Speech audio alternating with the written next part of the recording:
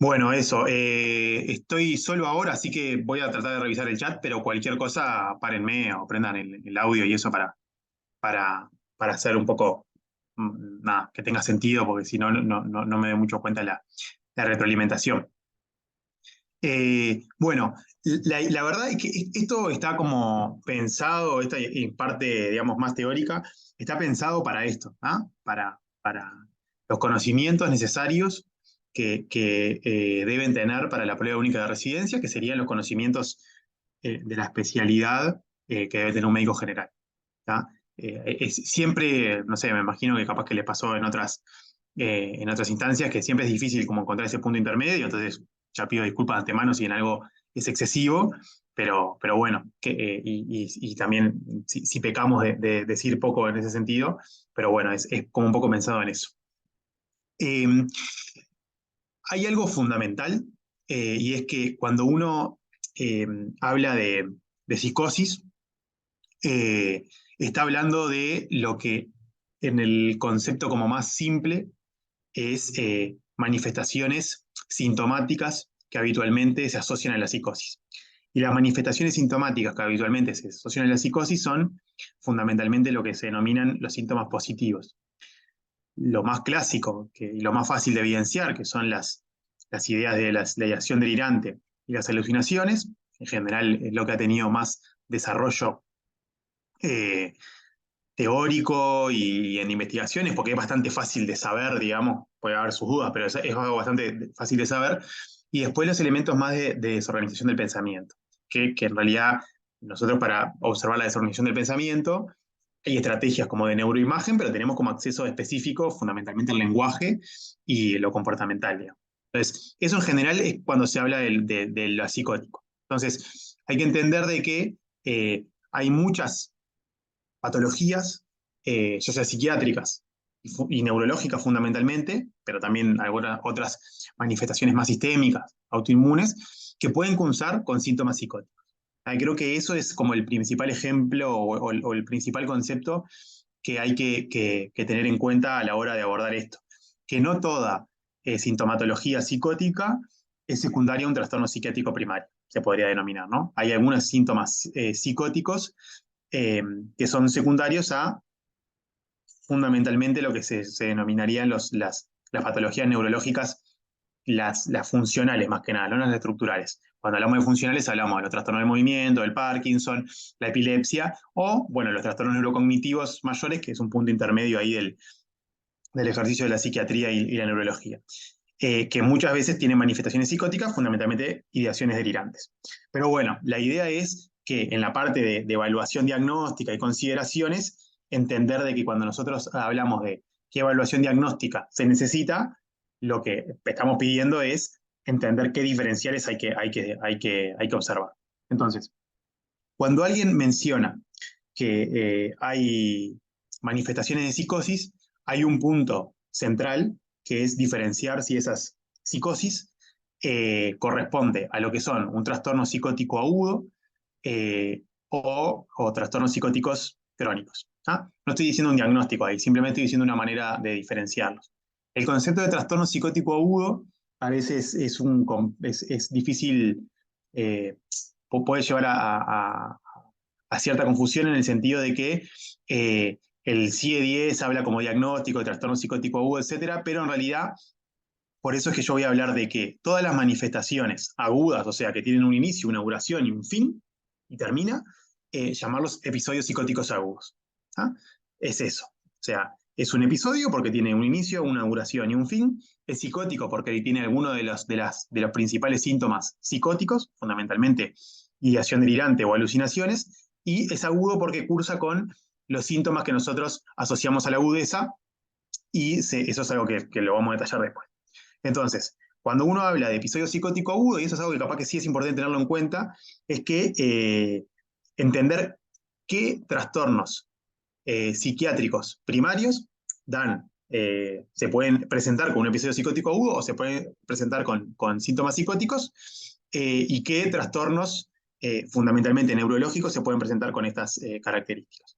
Incluso después van a dar en otro taller la confusión mental, que si bien es un cuadro bastante distinto, y creo que todo lo que fueron en el hospital vieron confusiones mentales, que en general claramente uno entiende de que no es un trastorno psiquiátrico primario y la confusión es bastante fácil de verle, fundamentalmente por el terreno del paciente, también tienen síntomas psicóticos. La confusión mental tiene muy frecuentemente alucinaciones y ideaciones delirantes.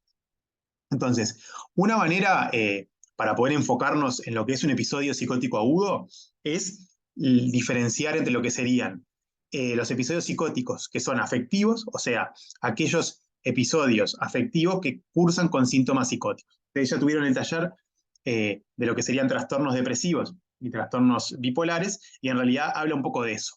De, por ejemplo, los episodios depresivos mayores, los graves, no los habituales, no los leves, no los moderados, no los que pueden solamente tratarse con psicoterapia o que requieren tratamiento farmacológico y psicoterapia. Estoy hablando de los episodios depresivos mayores graves, con mucha alteración de conciencia, con riesgo de inanición, con una importante inhibición psicomotriz. Muchas veces estos episodios psicóticos cursan con síntomas psicóticos. Y cuando cursan con síntomas psicóticos, en general esos síntomas psicóticos se habla de si son congruentes o no congruentes con el estado de ánimo. ¿Qué significa esto? De que un episodio depresivo mayor grave con características psicóticas congruentes con el estado de ánimo es aquel episodio depresivo que es grave por la inhibición psicomotriz que tiene, pero a su vez los síntomas psicóticos están muy relacionados a un contenido peyorativo, pesimista y negativo. Entonces puede ser el extremo característico de la ideación delirante del episodio depresivo o también llamado melancolía, pero no es para confundirlos, que es el síndrome de Cotard. El síndrome de Cotard es sentir que están muertos.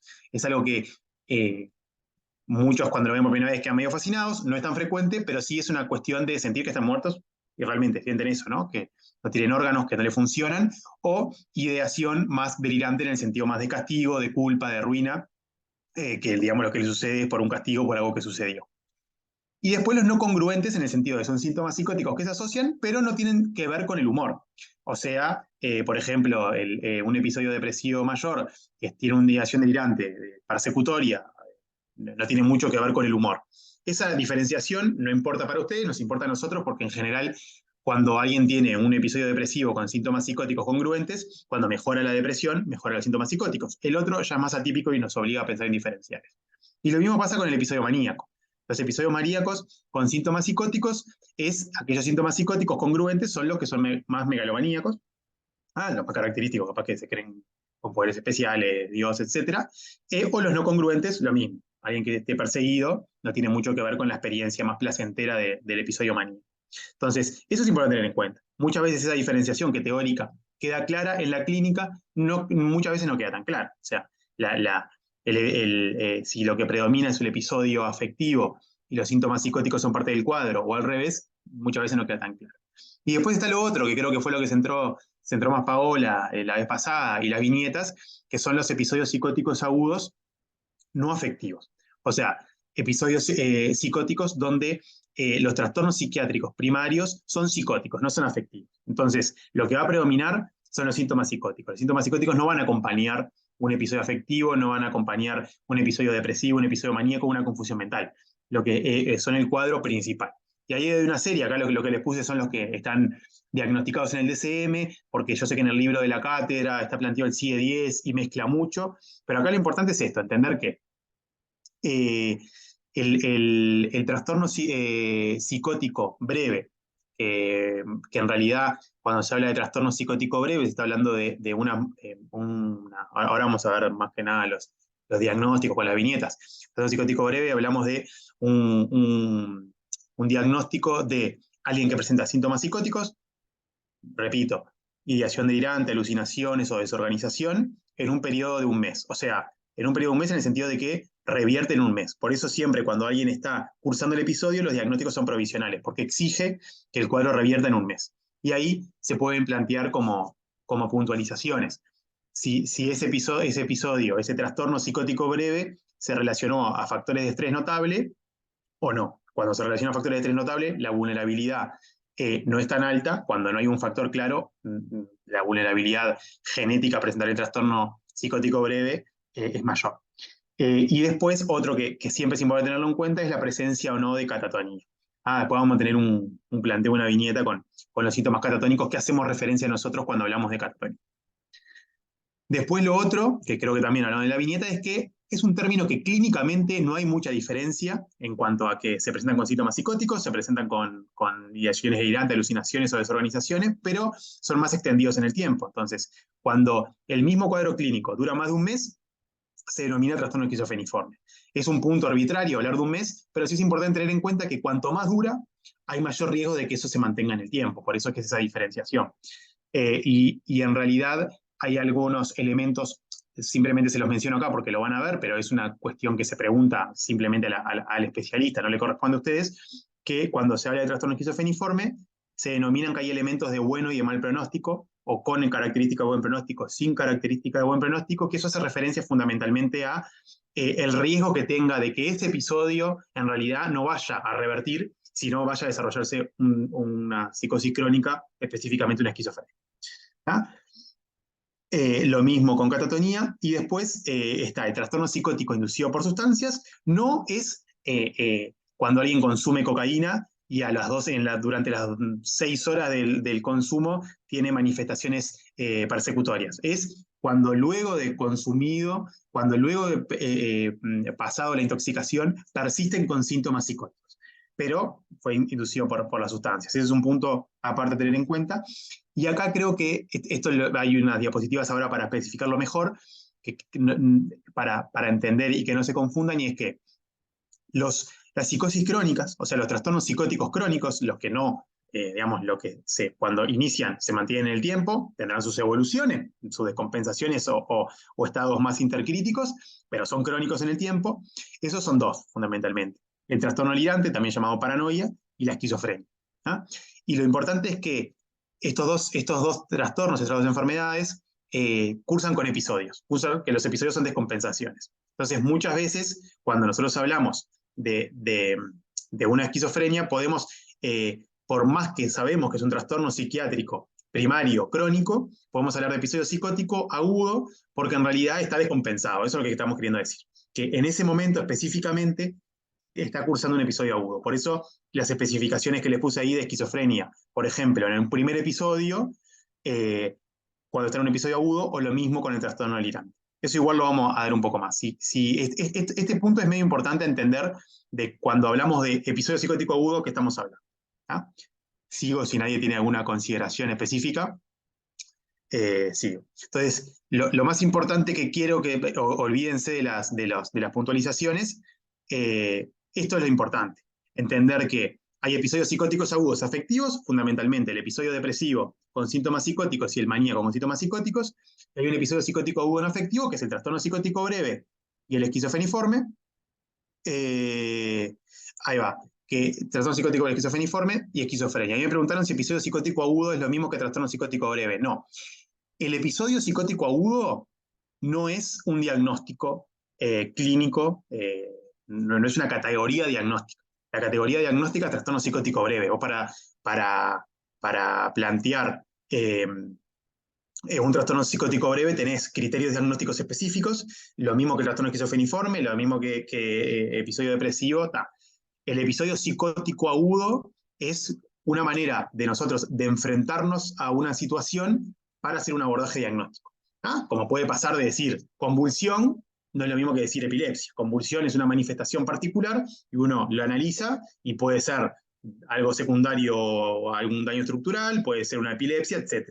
Lo mismo con el episodio psicótico agudo. Simplemente cuando uno dice episodio psicótico agudo, lo que está diciendo es que hay manifestaciones psicóticas asociadas a elementos de agudeza, que lo vamos a ver ahora, y que no sabemos mucho a qué hace referencia. Entonces, puede hacer referencia a un trastorno psiquiátrico primario psicótico, en este caso también una manera de dividir los episodios psicótico agudo no afectivo, a un episodio psicótico agudo afectivo o a otra patología que curse con síntomas psicóticos, ¿no? Por ejemplo, las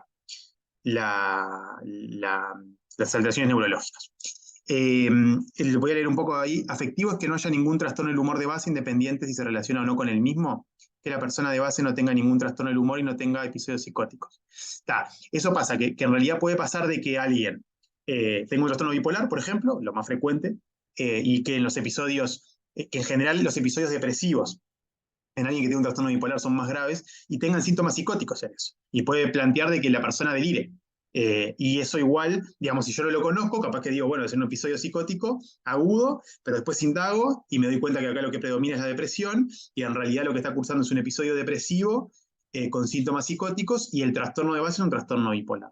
Eso sería como un planteo. Y lo otro, no entiendo la parte que dice que esquizofrenia dentro del episodio psicótico aguda. Esto es lo que voy a desarrollar ahora, porque lo que más me importa que entiendan es que la esquizofrenia es psicosis crónica, no es no es una psicosis aguda, pero sí entender que muchas veces la presentación inicial de la esquizofrenia es con un episodio psicótico. Entonces, la definición de episodio psicótico agudo es que surge en un momento, tiene una duración y finaliza. Pero yo a veces lo veo durante la duración y yo no sé qué va a pasar después. Entonces, muchas veces pasa que nos encontramos ante eso y es como la presentación inicial de un diagnóstico de esquizofrenia. Eso igual lo quiero recalcar después.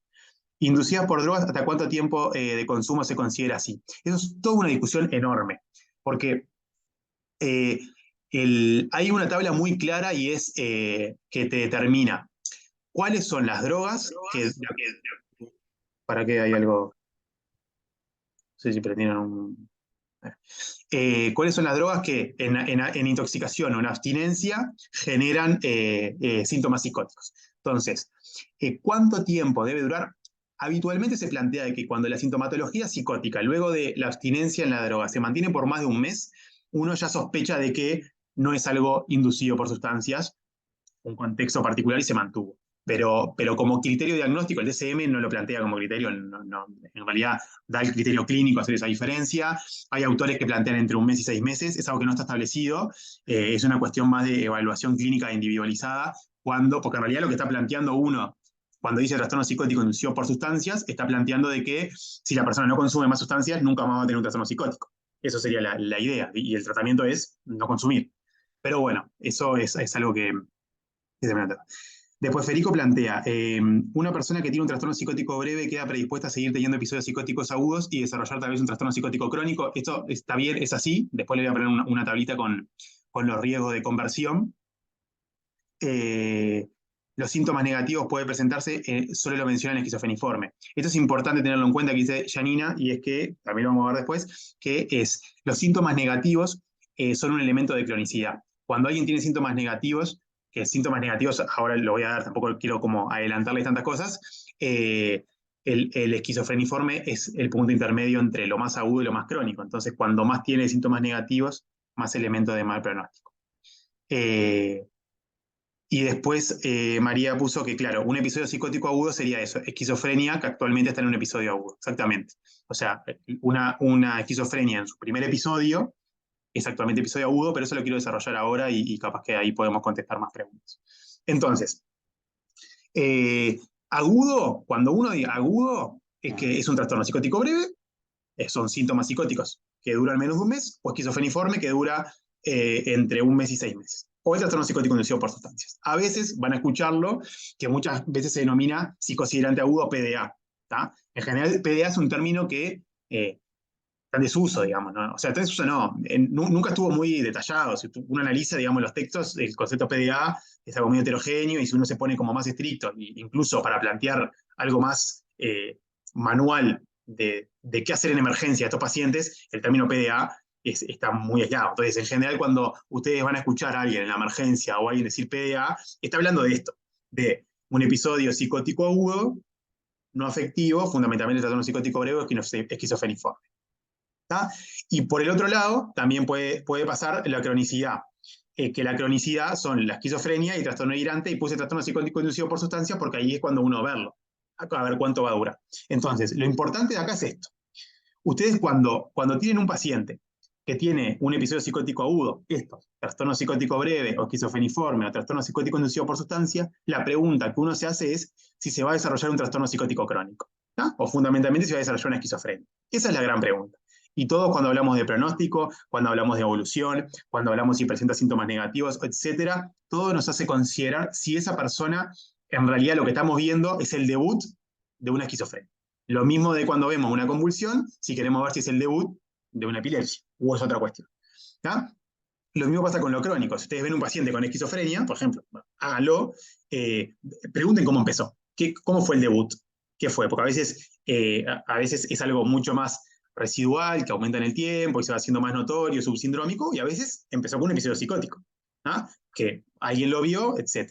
Entonces, en ese sentido, nosotros tenemos ciertas estrategias. Estos datos no importa tenerlos ustedes como datos cosas específicos, pero sí es importante que tengan en cuenta por qué nosotros insistimos tanto en estas diferenciaciones de un mes, 6 meses, qué síntomas tiene, por esto, porque en realidad nosotros había un como concepto general que se decía que cuando alguien tenía una PDA, o eso, o sea, cualquier episodio psicótico, se decía que después de remitido el cuadro, un tercio, uno de esos tres, o sea, si tiene tres pacientes con un episodio psicótico agudo, uno va a desarrollar esquizofrenia, otro va a repetirlo y otro no le va a pasar nada más. ¿Tá? Entonces, lo que se fue, digamos, individualizando o haciendo una psiquiatría más de precisión es, bueno, más allá de ese un tercio, un tercio, un tercio, a mí que me toca, yo que soy.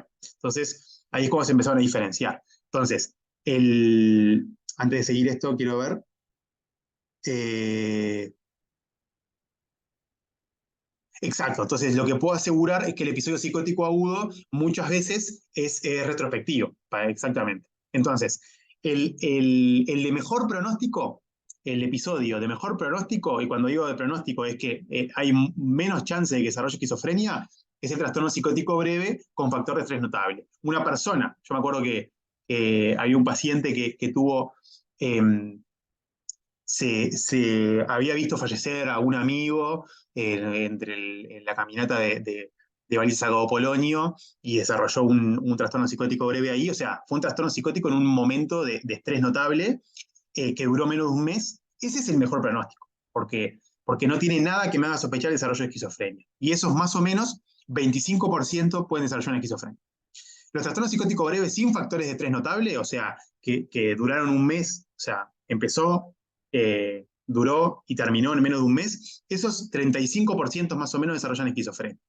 El trastorno esquizofreniforme, o sea, cuando la sintomatología psicótica dura más de un mes y menos de 6 meses, si tiene características de buen pronóstico, que en realidad característica de buen pronóstico, esto se lo digo para que entiendan nomás, para que sepan, no lo tienen que saber, es característica de buen pronóstico es cuando el episodio inicia de forma muy brusca, no hay antecedentes de sintomatología subsindroma psicótica, no hay aplanamiento afectivo, o sea, la vivencia delirante la persona la tiene claramente, eso es más o menos 50%. Y lo que preguntaba, no me acuerdo si era Belén o María, de que cuando hay síntomas negativos, cuando hay aplanamiento afectivo, cuando hay un pragmatismo, cuando antes del episodio psicótico hay sintomatología que se denomina subsindrómica, que son sin característica de buen pronóstico, el 80% desarrolla esquizofrenia. Entonces, ese un tercio, un tercio, un tercio es general. Después, cuando uno especifica un poco más, es lo que se desarrolla. Entonces, uno puede saber de que, bueno,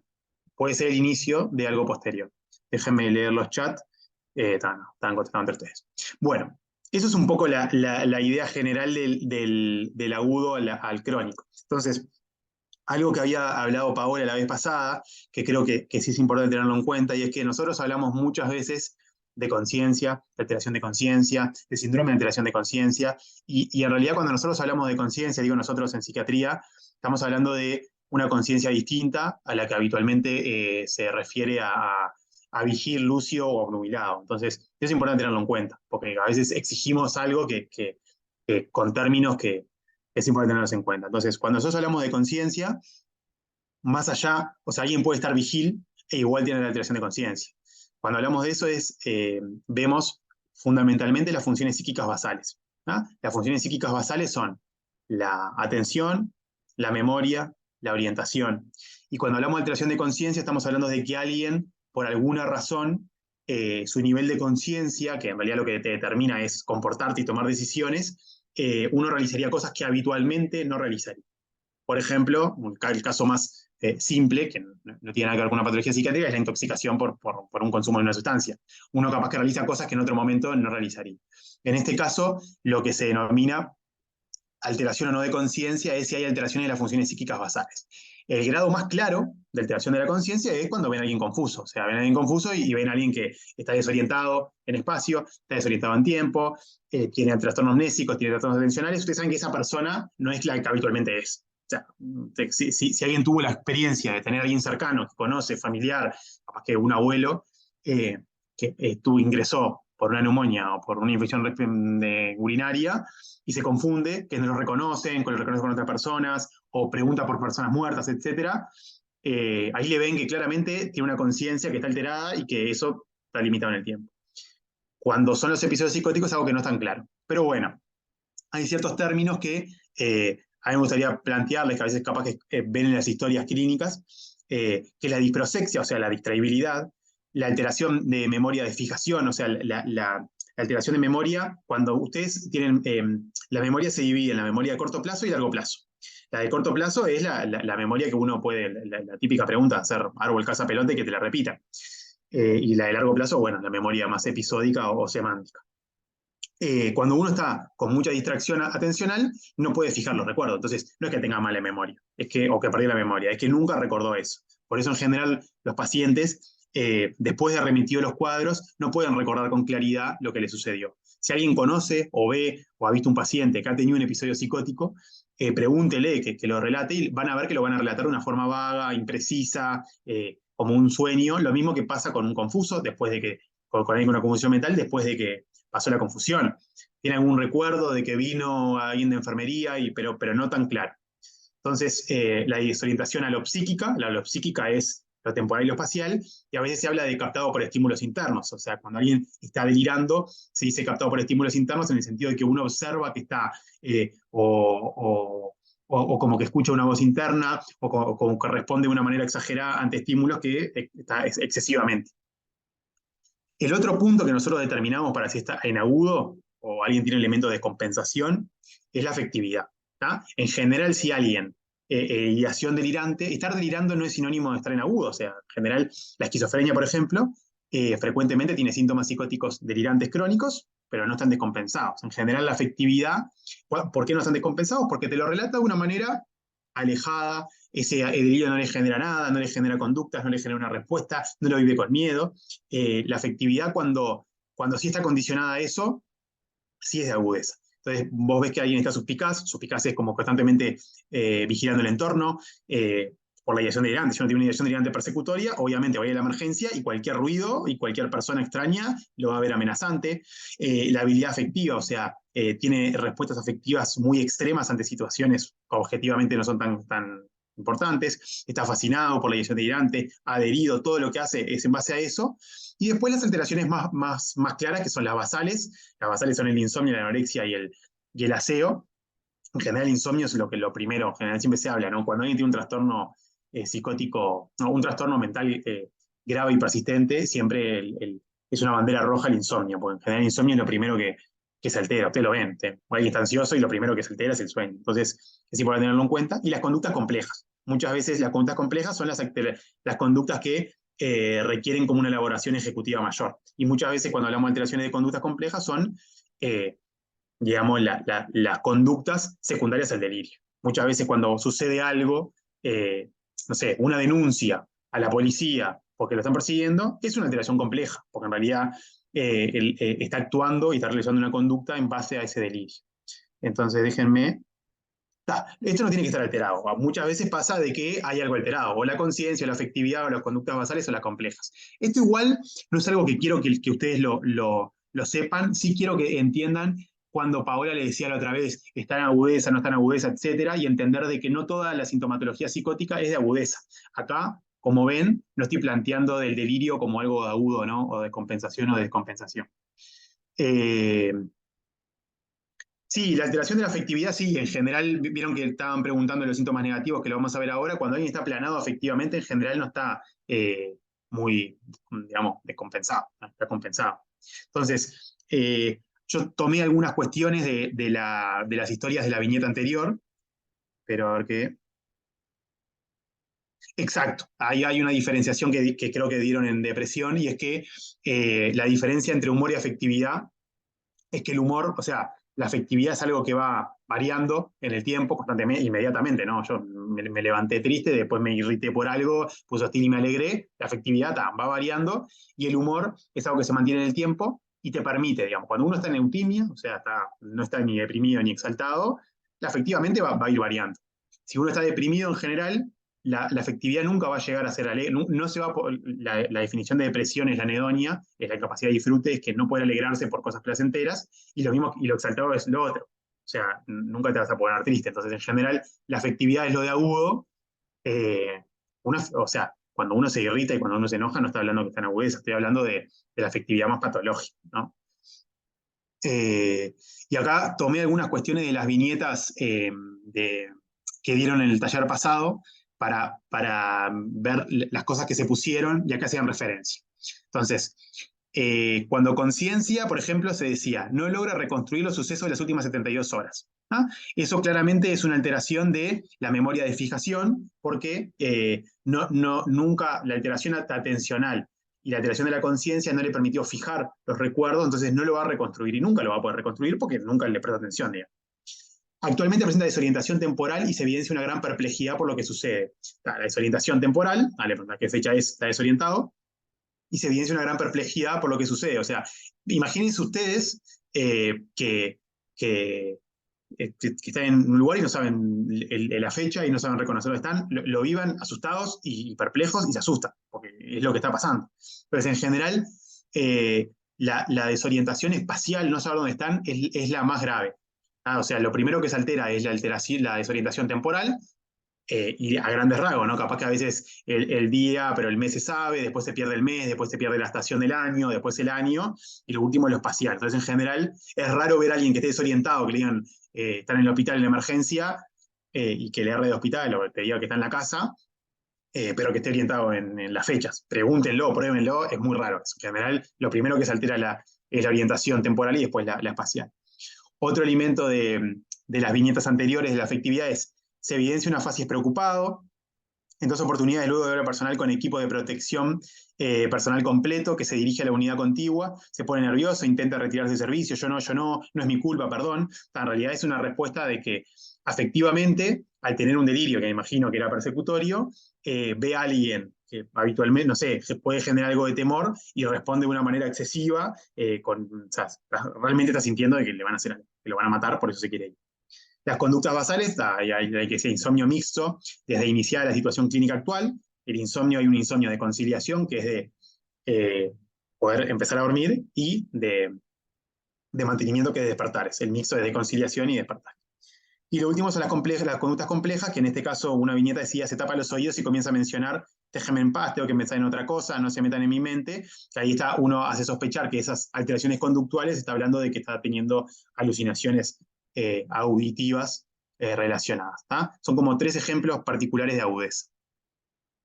Entonces, hasta ahora creo que era lo que quería yo mencionarles, lo de la agudeza. Ahora quiero mencionarles qué hacemos nosotros para definir un delirio. Cuando tenemos un delirio, ¿qué es las cosas importantes a tener en cuenta? Una esquizofrenia descompensada sería una agudeza, exacto. Una esquizofrenia descompensada, el diagnóstico específico es en episodio psicótico agudo. Es en episodio agudo, ahora les digo bien cómo está, pero en realidad la esquizofrenia descompensada es agudeza. Entonces, cuando nosotros tenemos un delirio, tenemos que decir la temática, o sea, hace referencia, el mecanismo que se genera el delirio y la sistematización. Entonces, la temática es simplemente decir el delirio que hace referencia. A mí, en general, uno tiende a ser como muy narrativo de lo que pasa, pero no interesa tanto psicopatológicamente o en el tratamiento qué es lo que está delirando, sino cuál es el tipo de delirio. Si es daño persecutor, el perjuicio persecutorio, si es más religioso, místico, megalomaníaco, erotomaníaco, o sea, esa temática es importante.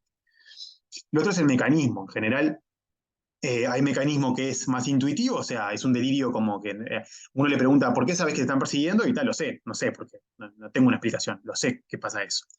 Lo otro es el interpretativo, ¿no? O sea, sucede algo, después vamos a ver como ejemplos en las viñetas. Ve algo, la policía pasó 2 veces por la puerta de mi casa. Por eso me están persiguiendo. Y lo alucinatorio es, bueno, cuando hay una alucinación sensitivo-sensorial, por cualquier sentido, entonces, por ejemplo, lo más característico siempre es lo auditivo, y a partir de esa alucinación auditiva que tiene no sé, capaz que un lenguaje peyorativo hacia la persona, siente que no está persiguiendo. Y lo último que creo que también se habló en la viñeta anterior es la sistematización. Esto sí excede a lo de ustedes, pero como se mencionó, me parece importante mencionarlo, es que nosotros cuando hablamos de sistematización, hablamos de que hay delirios como coherentes en cierto sentido y delirios no coherentes. O sea, hay delirios muy fantásticos, muy extravagantes, que obviamente no son reales, digamos, o sea, no hay mucha duda. Y lo otro es que con buenas y coherentes. Porque que algo sea delirante o no delirante no habla de la plausibilidad. Eso de que las películas, de que en realidad todo lo consideraron como loco, pero al final era cierto, en realidad eso no pasa. Entonces el delirio puede ser coherente, más el trastorno delirante o el de la paranoia, o sea, no sé, el clásico ejemplo es el de que lo están engañando, y empieza a tener elementos o tienen cosas más coherentes, lo que habla es de la construcción del delirio, y es una cuestión más para llevar el diagnóstico que excede a lo que planteen ustedes. El delirio mal sistematizado o sin sistematización es un delirio mucho más vago, que, no sé, no sé, tengo un chip en la cabeza y si pasa tal cosa se acaba el universo, cosas que no tiene mucha coherencia interna o no tiene mucha explicación. Y acá viene lo otro importante a tener en cuenta, me parece que lo mencionaron específicamente, y es que hay delirios crónicos, o sea, hay alguien que puede tener como un delirio más persecutorio, crónico, monotemático o interpretativo, que pasa ahí, pero hay delirios más de la agudeza, o sea, en general los episodios psicóticos agudos cursan con un delirio, que hay una mnemotecnia que es PAFIBIF, que ustedes lo van a ver. Ustedes cuando vean pacientes, en general en emergencia no es tan frecuente verlos, pero cuando vean pacientes van a ver que el delirio agudo o agudizado tiene algunas características, ¿tá? Que nosotros usamos el término PAFIBIF, que en realidad lo que estamos hablando de polimorfismo, o sea, el polimorfismo habla de que el delirio no es un delirio como puntual, no es un delirio persecutorio y es porque veo a la policía, es un delirio que es persecutorio, pero también hay cosas megalomaníacas, cosas fantásticas, extravagantes, y tiene alucinaciones, interpreta cosas, o sea, el polimorfismo habla de eso. Adherido y fascinado es más o menos similar, pero está hablando de la afectividad, cómo afectivamente el delirio lo condiciona, y por eso cuando ve a alguien vestido con protección personal se asusta y se quiere ir. Vivido intensamente, no lo relata, uno sabe que está delirando. Se tapa los oídos, grita, o sea, uno observa y se da cuenta que está delirando por más que la persona no diga, me está pasando tal cosa. Inefable, o sea, piensa en esto de que a veces es difícil como ponerse en el lugar de esto, pero piensen que están viviendo una experiencia muy extraña y entonces es difícil que la persona describa. Cuanto más puede describir una persona algo, dice, no, bueno, porque vos ves los textos, vos lees los textos y vas a ver que están muy detallados todos, pero las personas no lo pueden detallar tanto también. Es muy inefable en el sentido de que no logran como expresar como que no saben mucho lo que les pasa. Entonces, por momentos sienten que tienen a alguien en la mente y les habla, pero tienen dudas de si pueden controlar su cuerpo y lo pierden. Entonces, inefable habla de eso, de que no le pueden dar mucha explicación a lo que le pasa. Y fluctúa, ¿ya? Como puede pasar en la confusión mental. Entonces, en general, la confusión mental, lo van a ver en el taller que viene, creo, la confusión mental es peor en la noche y mejor en la mañana, fluctúa. Entonces, en general, cuando pasamos visita a nosotros, de mañana no está tan mal como lo ves después en enfermería, pone o llamaron a la guardia de la noche. Entonces, fluctúa en el tiempo, no es algo mucho más mantenido. Esas son las características del delirio. Y ahora algo que mencionaban es esto, ¿no? Nosotros vamos a hablar de esquizofrenia y más allá de que recuerden o no, que lo vamos a repasar, los criterios diagnósticos, cuando hablamos de esquizofrenia hablamos de una enfermedad que tiene presentaciones muy heterogéneas. Y dentro de las presentaciones heterogéneas tiene síntomas puntuales. Tiene síntomas que se denominan positivos y síntomas negativos. Síntomas positivos se denomina positivo por el hecho de que agrega algo nuevo, y síntomas negativos se denomina porque en realidad es como síntomas en menos, o sea, es un carácter más deficitario. Hay los síntomas positivos, tiene una parte más psicótica, la psicótica ideación delirante de alucinaciones, y una más de desorganización, que es desorganizado. O sea, si hubiera un paciente con esquizofrenia, con mucha síntoma positiva de desorganización, es difícil entender lo que está diciendo, planteando. Aunque no sea delirante, aunque le pregunten qué comió en la mañana, está más desorganizado. Y después los síntomas negativos. Entonces, en ese sentido, los síntomas positivos se dividen en los psicóticos y en la desorganización, y dentro de los psicóticos están los delirios, las alucinaciones sensoriales, las alucinaciones intrapsíquicas. Esa diferencia es cuando dicen que la alucinación, si por ejemplo escucho voces afuera o adentro de mi cabeza, a veces no funciona mucho esa pregunta, pero hace referencia a eso, porque en general las alucinaciones auditivas fuera de la cabeza pueden ser más secundarias a una patología orgánica, eh, fundamentalmente a trastornos neurológicos, y las alucinaciones intrapsíquicas dentro de la cabeza son más psiquiátricas primarias. La suspicacia y después la desorganización, que es desorganización conceptual, circunstancialidad, tangencialidad, discordancia, cuestiones más términos específicos de psiquiatría que no lo vamos a desarrollar acá. Y después los síntomas negativos, que son estos, ¿no? El aplanamiento afectivo, la apatía, que es la falta de interés, abulia, falta de voluntad, anedonia, falta de disfrute, asocialidad, por eso en general los pacientes fundamentalmente con esquizofrenia tienden a ser más retraídos. La logia, que es como el pensamiento más alterado y más en menos, con poca producción, esos son los síntomas negativos de la esquizofrenia. Entonces, en general, cuando hay los criterios diagnósticos, de alguna manera u otra, priorizan estos elementos clínicos. Y cuando se investigan esto. ¿Ah? Entonces, eso es un poco lo que me preguntaban hoy. ¿Qué síntomas valoramos para definir la agudeza de la descompensación? Conciencia, afectividad, conductas basales y complejas. Un individuo con esquizofrenia puede tener ideación delirante persistente, un lenguaje desorganizado y síntomas negativos y no estar descompensado o agudizado, si no tiene estos elementos, si no tiene alteración de conciencia, afectividad, conductas basales o conductas complejas. Entonces, por eso es que cuando se habla de esquizofrenia, se dice, ¿ha tenido un episodio o ha tenido varios?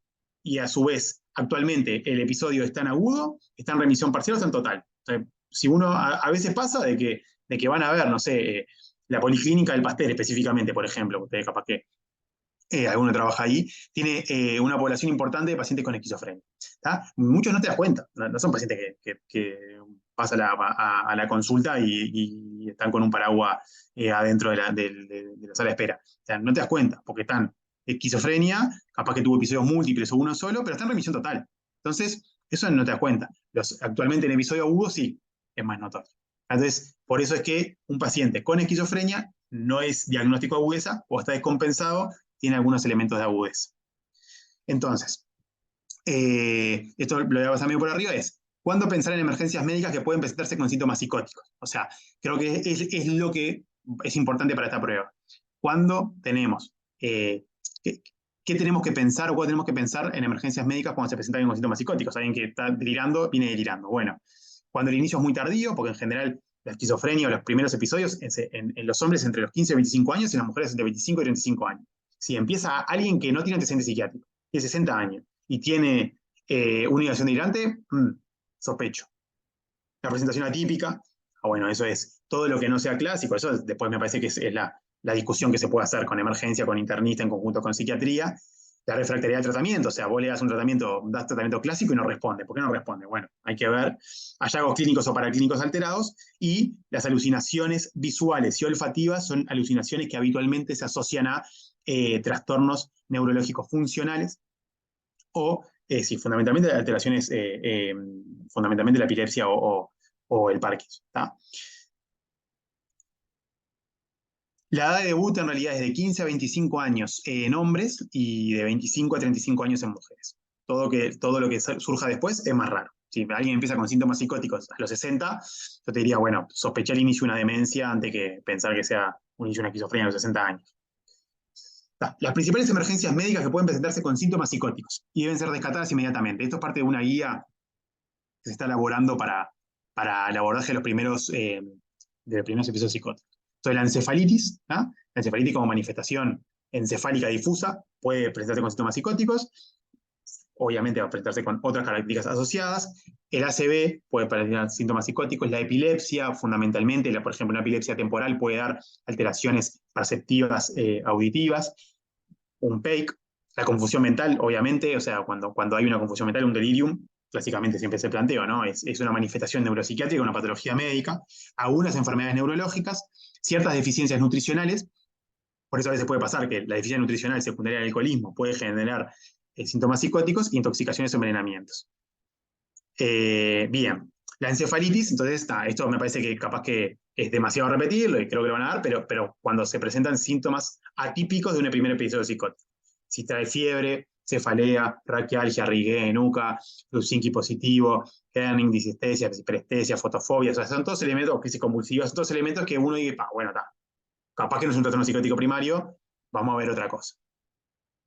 El ACV, síntomas neurológicos focales, la epilepsia, cuando la fluctuación es muy mayor a la esperada, entonces ahí se empiezan a pensar las crisis de ausencia, o cuando hay alucinaciones visuales o olfativas. Las endocrinológicas, bueno, hay que pensarlo, el hipotiroidismo yo nunca lo vi, pero bueno, está descrito. La deficiencia nutricional, siempre hay que pensar deficiencias nutricionales asociadas a, por ejemplo, al alcoholismo. La deficiencia de tiamina da claramente lo que sería la ataxia oftalmopatía del tercer par y la confusión mental, que es la encefalopatía de Wernicke, que bueno, eso lo van a dar no lo quiero desarrollar porque lo van a dar en trastorno por consumo de sustancias, intoxicaciones diversas, y después los síndromes asociados a serotoninérgico, anticolinérgico y neuroléptico maligno. Pero siempre es importante tener en cuenta algunos elementos que lo voy a pasar ahora. Cuando ven un paciente, historia clínica es fundamental, antecedentes personales relevantes, hay algo que a mí, se los digo ahora, aprovechar, y es que antecedentes de trastornos psiquiátricos o paciente psiquiátrico, a mí me dice muy poco, porque no es lo mismo que me digas, tuve una crisis de pánico y tiene el prazolam a demanda, tiene un episodio depresivo, tuvo un trastorno bipolar o tiene una esquizofrenia. Entonces, el paciente psiquiátrico a mí me da poco dato. Entonces, yo quiero saber si en realidad, por ejemplo, si tuvo un episodio psicótico agudo o no. Si alguien que está en emergencia con síntomas delirantes tiene ¿qué posibilidades hay que tenga un trastorno psiquiátrico primario? Si me decís que está en tratamiento por ansiedad, digo, es un antecedente que no me interesa.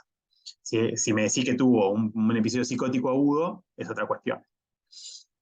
Entonces, bueno, ¿qué diagnóstico se le hizo? Complicaciones, internaciones, tratamientos.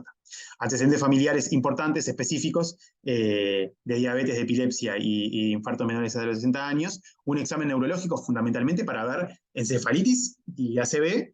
Y después hay elementos más relacionados a la posibilidad de uso de antipsicóticos, porque por el síndrome metabólico, de ver el perímetro abdominal, el índice de masa corporal, la presión arterial, la frecuencia cardíaca. Es fundamental porque en general es muy frecuente las alteraciones de las funciones autonómicas. Entonces, la frecuencia cardíaca, la temperatura, saturometría, son bastante fundamentales a la hora de hacer eso, fundamentalmente por si agregan elementos catatónicos, que condiciona algo importante en ustedes en emergencia, y es si es un paciente que puede seguirse la evolución o ingresado en hospital general o en un hospital especializado en psiquiatría.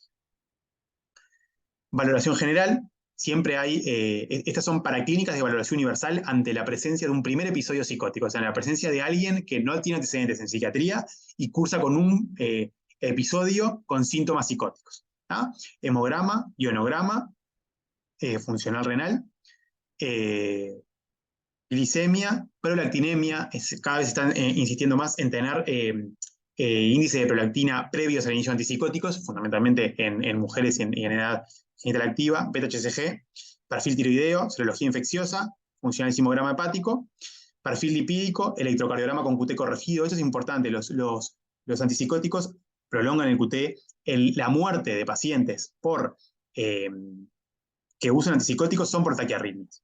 Y las taquiarritmias se pueden prevenir por una evaluación del electrocardiograma con QT. El QT corregido, en realidad, ustedes saben que el QT varía mucho con la frecuencia cardíaca. Entonces, el QT corregido te varía eso. Cuando son mayores de 450, se trata de evitarlo. Cuando son de 500, el riesgo de torsada de point es muy importante. Es fundamental tenerlo en cuenta.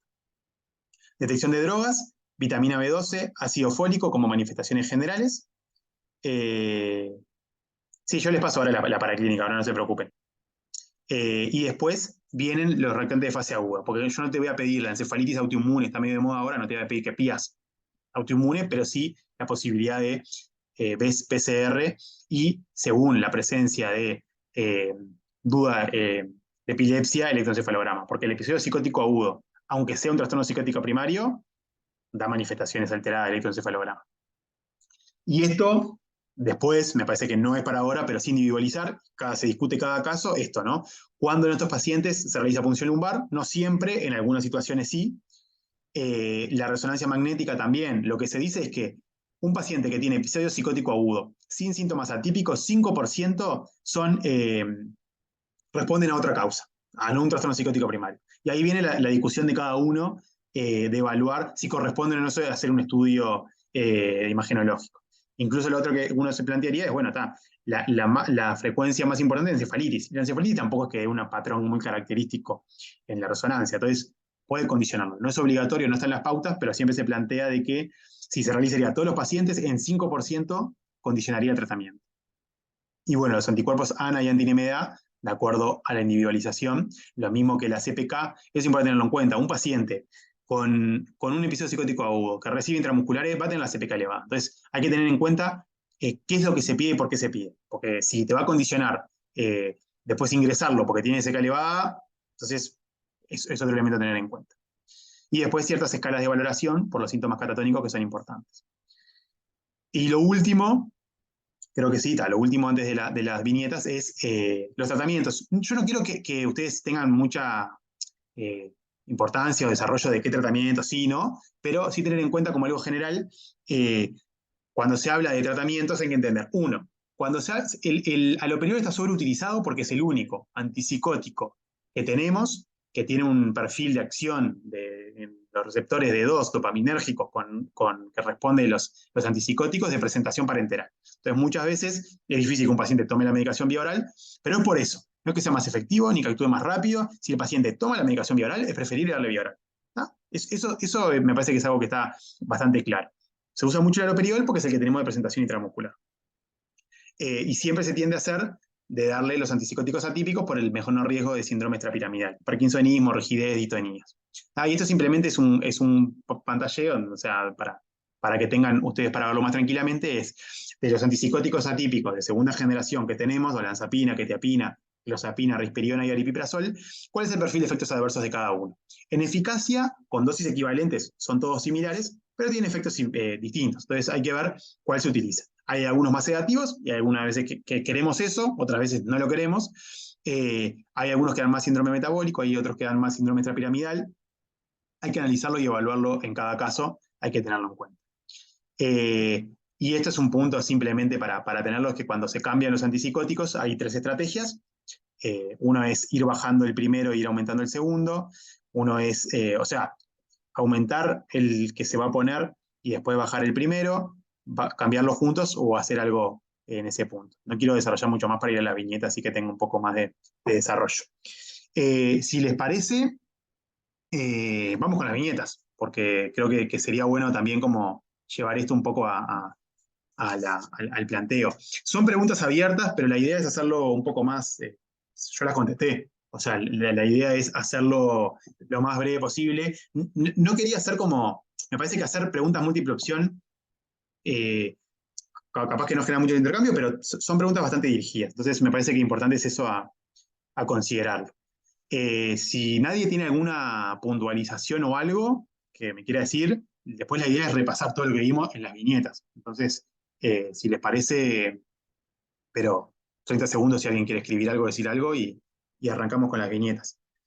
El objetivo es leer la viñeta. Yo marqué algunas cuestiones que me parecen prioritarias en la viñeta y después irlo contestando. Entonces, paciente de 44 años, sexo femenino, diagnóstico de esquizofrenia a los 30 años, en tratamiento actual con olanzapina 20 miligramos día. Es enviada a emergencia para valoración debido a que rompe un vidrio de su cuarto sin motivación aparente. Mantenimiento de posturas, repite los movimientos del entrevistador, menciona, este soy yo, este soy yo, este soy yo, no responde a las preguntas, se prende y se desprende los botones de su camisa de manera constante y reiterada, latencia en las respuestas, gesticulaciones sobrecargadas a nivel bucolinguofacial. Bien, entonces, creo que lo más importante acá es esto, ¿no? Primero, una paciente con esquizofrenia, 30 años, o sea, en realidad el diagnóstico a los 30 años es esperable, no es algo atípico.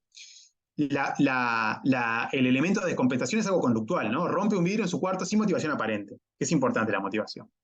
Lo que tiene es mantenimiento de posturas, repite los movimientos del entrevistador, o sea, el entrevistador levanta la mano, menciona de manera estereotipada y reiterada, este soy yo, no responde a las preguntas, se prende y se desprende los botones de la camisa y tiene latencia en las respuestas y gesticulaciones sobrecargadas. Entonces, una pregunta inicial es, realiza la agrupación sindromática. Ahí mencionaron, sí, están en EVA las viñetas. Catatonía, y acá es importante tener en cuenta algo. La catatonía puede ser por una encefalitis. El tema es que en este caso nosotros tenemos un diagnóstico de esquizofrenia y tenemos, como puso Ludwig ahí, es que la esquizofrenia en sus especificadores es de episodios múltiples, o sea, ha tenido, este es el segundo. Ahora vamos a hablar de lo que es la catatonía. de episodios múltiples, actualmente en episodio agudo, con catatonía. Entonces, es importante tener en cuenta de que el especificador con catatonía. Vamos entonces, el síndrome catatónico o la catatonía, ¿qué es? Son manifestaciones neuropsiquiátricas, porque son manifestaciones motoras y psíquicas, que son, es lo que se denomina un automatismo. O sea, el ejemplo más claro de catatonía, que a veces tenemos como en el inconsciente, es la persona en la cama con una posición de estatua inmovilizada. Es el estupor, digamos. Pero eso es un ejemplo de la inhibición. En realidad, la catatonía son una respuesta inespecífica neuropsiquiátrica de que habla de una anoxa o una lesión encefálica. Puede ser por un trastorno psiquiátrico primario o neurológico. Entonces, en este caso, lo que dan es impulsiones, por eso que se dice rompe un vidrio de cuarto sin motivaciones aparentes, mantenimiento de posturas, ecopraxia, o sea, repite los movimientos del entrevistador, son todos elementos que se denominan de automatismo. La persona está como automática, entonces, cuando ve algo, lo repite. Estereotipia verbal, este soy yo, este soy yo, este soy yo, este soy yo. Mutismo, semimutismo, estereotipia motora, o sea, se prende y se desprende los botones, es algo que a veces se ve en la demencia más desarrollada, también en la conducta más estereotipada, y los manierismos, que es un término de gesticulaciones sobrecargadas a nivel linguofacial. Eso es la catatonía. Entonces, muchas veces, clásicamente, era una presentación de la esquizofrenia. En general, con el desarrollo de los tratamientos psicofarmacológicos, pocas veces se genera esto, pero a veces pasa. Es importante tenerlo en cuenta porque es muy raro verlo en cuenta. El otro punto es qué diagnóstico realizaría, que ya plantearon, ¿no? Esquizofrenia, episodios múltiples, actualmente en episodio agudo con catatonía. La catatonía ustedes lo ven y van a ver que estos son los diagnósticos del DCM, que es el mutismo, la adopción de una postura, el manierismo, la estereotipia, las muecas, la ecopraxia, son todos elementos característicos. Pero tenemos un paciente que ya tiene diagnóstico de esquizofrenia, o sea, seguramente la idea de la viñeta no es desarrollar eso, es seguramente tenga ideas delirantes, seguramente tenga alucinaciones, pensamiento desorganizado, pero ahora se presenta con esto. Esto es la descompensación. Y bueno, la otra pregunta sería, ¿qué tratamiento se indica en estos casos? Creo que es algo como muy, muy puntual, importante tenerlo en cuenta, más considerando el artículo de la diaria que salió ayer. Entonces, ¿qué tratamiento se indica en estos casos? El tratamiento de la esquizofrenia son antipsicóticos, ¿no? En general, el tratamiento de la esquizofrenia son tres pilares. Tratamiento farmacológico, fundamentalmente con antipsicóticos, tratamiento de rehabilitación psicosocial, que se denomina fundamentalmente rehabilitación, y psicoeducación para prevenir recaídas. ¿Estamos? Entonces, eso como los tres generales. La pregunta sería, bueno, en este paciente, ustedes ven esto, en general, ¿qué tratamiento les parece importante ante tener? Ustedes están en la emergencia, ven un paciente que se presenta con diagnóstico de esquizofrenia conocido, no hay duda de ese diagnóstico, pero tiene esta presentación. ¿Ah? ¿Qué hacemos? Sí, dejo atrás que me pidieron, el diagnóstico es este, ¿no? El diagnóstico de esquizofrenia lo tiene, ahora está cursando un episodio, y el episodio de descompensación, lo que tiene característico es la catatonía. Eso es fundamental, ¿tá? La catatonía es un elemento esencial a tener en cuenta. Bien. Bueno, un punto es eso, descartar el delirium. Bien, el delirium es algo a tener en cuenta, descartar la confusión mental, que muchas veces, a veces la catatonía, este es un caso teórico para hacerlo, pero muchas veces, a veces es algo como muy puntual. A veces es una estereotipia, a veces son como síntomas catatónicos sin llegar a algo tan claro. Carolina planteó el lorazepam, perfecto. Bien, entonces, lo importante es eso. Primero, estos pacientes, la catatonía es una patología muy grave porque está semimutismo, etcétera, para la alimentación, para el mantenimiento de las conductas más básicas. Entonces, en general, lo mejor es usar la internación en sala de psiquiatría o hospital general. ¿Ah? En ACE está Maciel, está el Pasteur. En el mutualismo, estos pacientes es fundamental hacer una sala, ingresarlos en sala de piso y gestionarlo para eso, porque son pacientes que requieren una asistencia importantísima. Alimentación e hidratación, según aceptación. Después pusieron la loperidol intramuscular, hay que verlo, o sea, el tratamiento de primera línea en la esquizofrenia es la olanzapina, vía oral, hay que ver si la toma o no, se puede hacer, pero sí, lo que plantearon Carolina era el lorazepam. El tratamiento para la catatonía es el lorazepam. No es cualquier benzodiazepina, el lorazepam tiene una especial acción sobre los receptores GABAérgicos, GABA-A, por eso se utiliza el lorazepam, funciona mucho y muchos pacientes responden con lorazepam. a dosis elevadas. Lorazepam dura entre 6 a 8 horas, 2 miligramos cada 8 horas como tratamiento general. Entonces tienen un tratamiento de la esquizofrenia, el tratamiento antipsicótico con la olanzapina. Si es necesario, o si no tolera la vía oral, o si no se puede hacer, se puede pasar a intramuscular con haloperidol, pero fundamentalmente darle benzodiazepinas de lorazepam. Lo otro a tener en cuenta es que en general los pacientes con catatonía tienen un riesgo de desarrollo de síndrome extrapiramidal muy elevado, y entonces en general uno es más cuidadoso el abuso de haloperidoles. Y lo de haloperidol, perdón, eh, lorazepam. Lo otro que tiene lorazepam bastante bueno es que tiene ampollas. Es difícil conseguir porque tiene una cadena de frío compleja y a veces no es fácil tenerlo, no es que indico intravenoso y me voy, pero se puede conseguir. Eh, y eso es lo otro. ¿Por qué es importante? Independientemente, este paciente tiene esquizofrenia y seguramente, independientemente de que la catatonía sea secundaria a una encefalitis, que uno después va a ver, digamos, cómo va respondiendo, eso va evolucionándolo, como decía Ana Clara, el lorazepam se da siempre. Un paciente sin antecedentes que viene así, o sea, y no tiene antecedentes de esquizofrenia, se da lorazepam y se estudia. Lo mismo. Será una encefalitis, será una ACV, es una manifestación, vemos en conjunto, son cuadros que en realidad ameritan ateneos, etcétera. No se le va a poner eso, pero se estudia.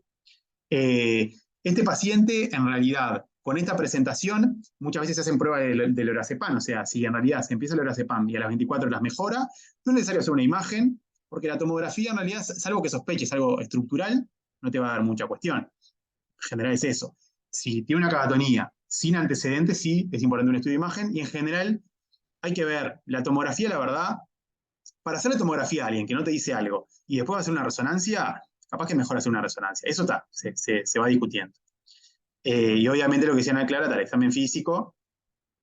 Sí, vos das lorazepam, hay algo que se llama, yo a veces soy medio insistente en eso porque cuando lo ves te queda copado, es la prueba de lorazepam, que le das intravenoso lorazepam y a los 5 minutos cambia profundamente, o sea, mejora. Le das lorazepam, te quedas mirando y mejora. Y a las 24 horas mejora profundamente. 72 horas en general, si mejora no le haces electroconvulsoterapia y si no, sí le haces. En esas 72 horas tenés toda la ventana terapéutica, diagnóstica para hacer el diagnóstico. Bueno, eso sería como la evaluación general. Siempre tenga presente en esto, ¿no? Internación, lugar de internación, alimentación y los tratamientos de primera línea. Obviamente les van a pedir preguntas múltiple opción.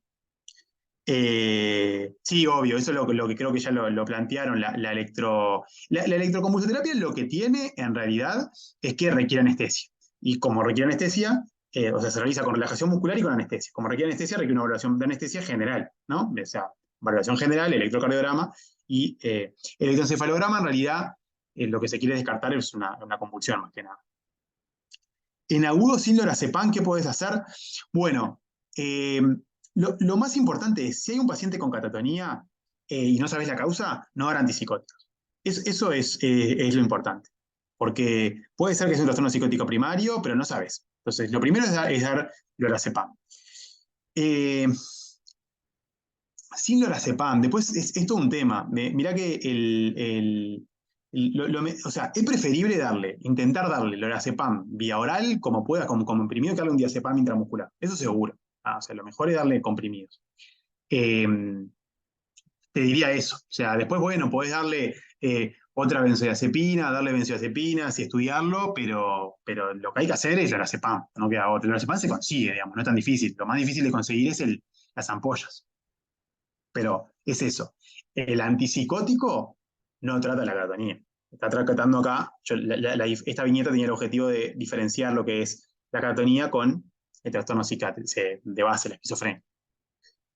Bueno, eso general. Bien, les digo la viñeta 2, voy pasando, perdón que estoy ahí para acelerar, después no podemos detener. Paciente de 45 años, cocinero, sin antecedentes personales psiquiátricos. Perdón que Bueno, sí, movimientos raros, o sea, lo de criollo. En realidad son varias cuestiones, ¿no? Movimientos raros es uno, movimientos repetitivos es otra, tendencia a mantener posturas es otra, tendencia a repetir las posturas del otro es otra, o sea, son manifestaciones más automáticas que incluso uno lo observa con pacientes frontalizados, también ve lo mismo. Sí, el golpe en el vidrio en realidad, o sea, cuando uno golpea un vidrio puede ser por miles de cosas, ¿no? Acá creo que la diferencia es que es inmotivado, o sea, las conductas inmotivadas, la cacotonía es eso, o sea, uno hace cosas no por motivación propia, no por voluntad, las hace de forma automática. Entonces, en general a veces pasa de que la cacotonía hace como cuestiones sin pensarlas, no es que rompió el vidrio porque pasaba algo delirante, ¿no? Lo rompió como algo más impulsivo. Entonces, en general, eh, las impulsiones catatónicas son esas, son conductas en cortocircuito eh, relevantes sin una motivación. Eh, entonces, el paciente del episodio psicótico con catatonía comienza con antipsicótico y lorazepam de entrada, o primero, luego.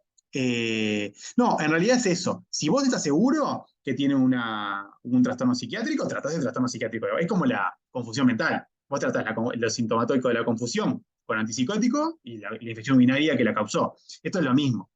El lorazepam está tratando la catatonía. Los antipsicóticos, el diagnóstico de base, que en este caso es la esquizofrenia. ¿Tá? Y la catatonía es una manifestación que va a mejorar, digamos. El tema es que hay que tratarla porque es lo más grave en ese momento. Después habrá otras prioridades. No, lo que tiene la catatonía de problema es que, como hacer manifestaciones tan motoras, hay un riesgo de síndrome extrapiramidal, etcétera, y hay que tener en cuenta, o sea, creo que la idea general, el objetivo es que la catatonia es una manifestación de muchas etiologías. Y el antipsicótico no es, no es el tratamiento de la catatonia. Es el tratamiento del episodio de base y está bien hacerlo. Pero la catatonia como tal se trata con el lorazepam. Bueno, 45 años cocinero, sin antecedentes, personal psiquiátricos a destacar, o sea, 45 años sin antecedentes. Está. Enviado a emergencia por orden de judicial de valoración. Comienza hace 15 meses, abandono del trabajo hace 3 meses. O sea, hace 15 meses es el cuadro actual. O sea, ya vamos pensando de que no es algo tan de episodio psicótico agudo, porque se extendió bastante. Yo sé que me está engañando, estaba en la parada yendo al trabajo y no se tomó el 181, que era el que le servía. Tuve que dejar de trabajar porque yo trabajo de noche y cuando volvía me daba cuenta que había estado con otros. Al preguntarle de los elementos que observaba para tomar estas conclusiones, refiere: mira, una vez en el cenicero había 2 cigarros, el perfume mío del baño tiene menos líquido, había menos agua caliente en el calefón que de costumbre. Entrevista con esposa. Él siempre fue celoso, pero nunca llegó a este punto. Desde 6 meses no han tenido relaciones sexuales porque él refiere que no quiere acostarse cuando sabe que estuvo con otros. Tuvo un problema la semana pasada con el vecino porque le decía que estaba cortando el pasto muy seguido para fijarse si estaba sola en la casa. Ayer lo amenazó de muerte y el vecino le hizo la denuncia. Cuando fue a declarar el juez le pidió que necesitaba una valoración. El examen psiquiátrico específico es insomnio mixto, la habilidad afectiva, se angustia y se irrita. Durante la entrevista no se logra hablar de otra temática que no sea el motivo de consulta. ¿Ah? No se evidencian alteraciones formales del pensamiento. Acá en realidad, cuando le subí la viñeta, ya decía cosas, la agrupación sindromática. Pero lo más importante de esto es esto. 15 meses empezó el cuadro, las manifestaciones que está teniendo. Yo sé que me está engañando, deja de trabajar, tiene alteraciones como importantes de conductuales complejas. Desde 6 meses ha aumentado más, o sea, no ha tenido relaciones sexuales. Hace 3 meses deja el trabajo y tiene ciertos elementos de insomnio mixto, la habilidad afectiva, irritabilidad, solo una temática, no tiene otra, y no tiene alteraciones formales del pensamiento. Entonces, la primera pregunta es realizar la agrupación sindromática. ¿Está? Ahí va. Ahí plantean delirio celotípico, paranoia con delirio celotípico. Bien, está. Entonces, lo que, más allá del diagnóstico, quiero que ir construyendo lo que estuvimos hablando del delirio. Lo primero, el síndrome delirante es una idea que tiene una convicción, una presión, un condicionamiento afectivo, más allá de que la mujer esté engañándolo o no engañándolo. O sea, no es la discusión eso. No es que uno diga, está engañando. Es todo como va desarrollando la idea. Entonces, la temática es una sola, es celotípica. ¿Tá? Eso es. La coherencia está sistematizado y pseudológico, o sea, él tiene una explicación para todo. O sea, fue lo del 181, fue lo de cigarros, fue que el perfume tiene menos cosas, o sea, tiene una explicación muy desencadenada con todo. Por eso se dice que está bien sistematizado. El mecanismo es interpretativo, ¿no? No es que tenga alucinaciones sensitivos sensoriales y no es que te diga, yo sé, no. En realidad sabe por tal cosa. O sea, hay sucesos claros que suceden y él los interpreta de alguna manera o le da un sentido más peyorativo. A su vez tiene un condicionamiento conductual, porque tuvo alteraciones conductuales subsidiarias de lo de la denuncia, lo del trabajo, lo sexual, y tienen condicionamiento afectivo, que es la labilidad afectiva. Este ejemplo es de que el trastorno delirante es un, eh, perdón, ya me adelanté, porque la grupa, ¿qué diagnóstico realizarías? Trastorno delirante. Hay diferentes tipos, este es el típico, es el primer episodio y está en episodio agudo. ¿Por qué? Porque más allá que el trastorno delirante sea una patología crónica, actualmente tiene elementos de agudeza. ¿Cuáles? Estos que están desarrollados acá. El insomnio mixto, la labilidad afectiva, la irritabilidad y las alteraciones conductuales. Entonces, es una psicosis crónica, en este caso el trastorno delirante, que cursa con está en agudeza, digamos, está decompensado. Bien. Entonces, simple, nada, desarrollar mucho más. ¿Qué tratamiento se indica en estos casos? Paranoia es lo mismo, paranoia es un término más antiguo que se dice, pero el trastorno delirante o paranoia es lo mismo. En este caso, estos tratamientos, ¿cómo serían planteados? ¿Qué podrían decir como general? Espero unos segunditos ahí que pongan algo.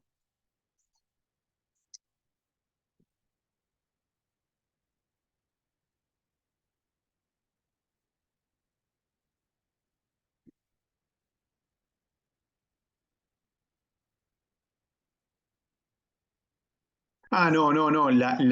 No tienen que tener alteraciones de las cuatro para hacer diagnóstico, alteraciones de los cuatro tipos. No, en realidad hay alteraciones que solo dan con conciencia, solo afectividad, no es que sea, o sea, es, es en qué se basa. No es que tenga que tener alteraciones de conciencia, afectividad, conductas basales y conductas complejas.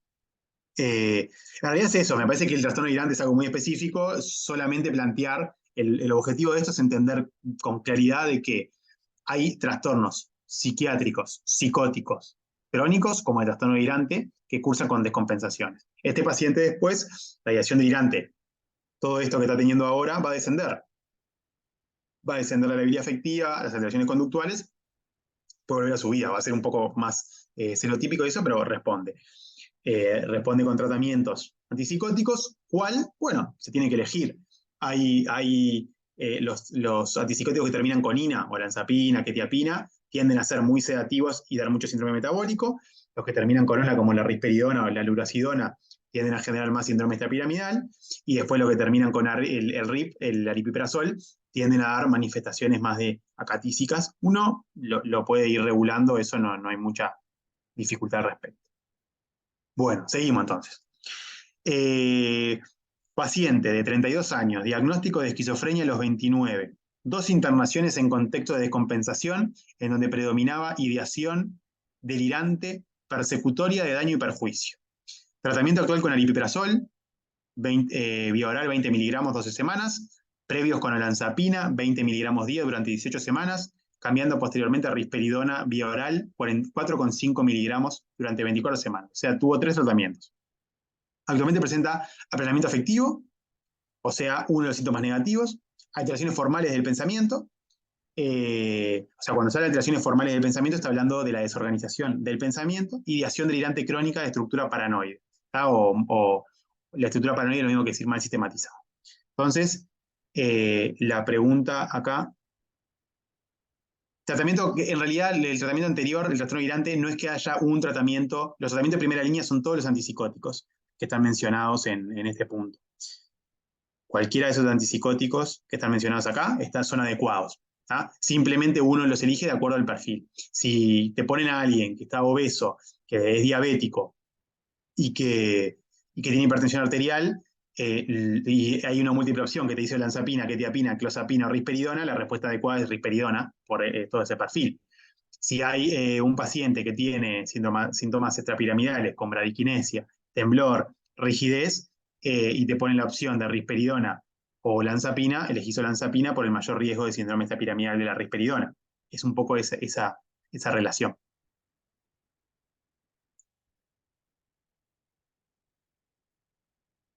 Los trastornos delirantes en realidad lo que siempre se plantea es evaluarlo.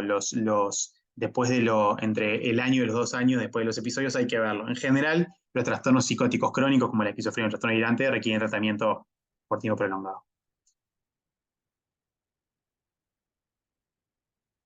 Bueno, entonces esos son los puntos, ¿no? Creo que el diagnóstico de esquizofrenia se puede hacer por ideación delirante crónica, alteraciones formales del pensamiento, o sea, tiene síntomas psicóticos positivos psicóticos, eh, de desorganización y negativos, ¿no? O sea, los síntomas negativos es el apenamiento afectivo, los síntomas psicóticos de desorganización es la alteración del pensamiento, lo formal, digamos, lo formal es el pensamiento más desorganizado, incoherente, y la sintomatología psicótica positiva, que es la ideación delirante. ¿Qué tratamiento farmacológico plantea? Y este es el diagnóstico, ¿no? Los síntomas positivos de la dimensión psicótica es ideación delirante crónica, los síntomas positivos de dimensión de desorganización es la alteración formal del pensamiento, y los síntomas negativos es el apenamiento afectivo. Entonces, ¿cuál es el diagnóstico? Esquizofrenia continua, o sea, 2 o más de los síntomas siguientes, cada uno de ellos presente durante una parte significativa del tiempo, más de un mes, etc. Entonces, tiene delirios, discurso desorganizado y síntomas negativos. ¿Tá? Ese es el diagnóstico de esquizofrenia.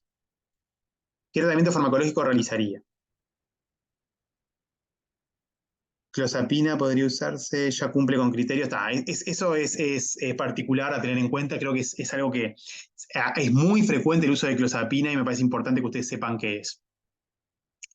Hay un término que es la esquizofrenia resistente a tratamiento, que es aquella patología que mantiene los síntomas de esquizofrenia, digamos, después de 2 pruebas terapéuticas con antipsicótico de primera línea, en este caso recibió varios, a dosis máximas y por un tiempo adecuado.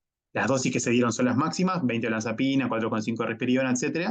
Y por un tiempo mayor a 8 o 12 semanas, por lo cual se plantea resistente. Hay un tratamiento que es puntual, que es la clozapina. ¿Está?